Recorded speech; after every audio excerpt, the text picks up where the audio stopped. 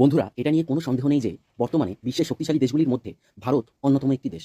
এবার যখন আসে আমাদের প্রতিবেশী দেশ পাকিস্তানের কথা, তখন এটা স্পষ্ট যে পাকিস্তানের থেকে ভারত কয়েক গুণ এগিয়ে। কিন্তু পাকিস্তানের থেকে এত এগিয়ে থাকার সত্ত্বেও বর্তমানে কেন পাকিস্তান ভারতের মাথা ব্যথার কারণ হয়ে উঠেছে? বন্ধুরা, আমরা সকলেই ভয়ঙ্কর পোলিও ভাইরাসের কথা জানি। বর্তমানে পাকিস্তান এবং আফগানিস্তান ছাড়া বিশ্বের সব দেশই এখন পোলিওমুক্ত।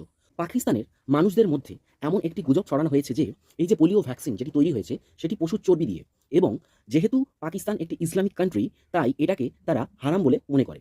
এই জন্য তারা এই ভ্যাকসিন নিতে চায় না। অপর একটি গুরুত্বপূর্ণ কারণ হলো পাকিস্তানের করাপ্টেড গভর্নমেন্ট।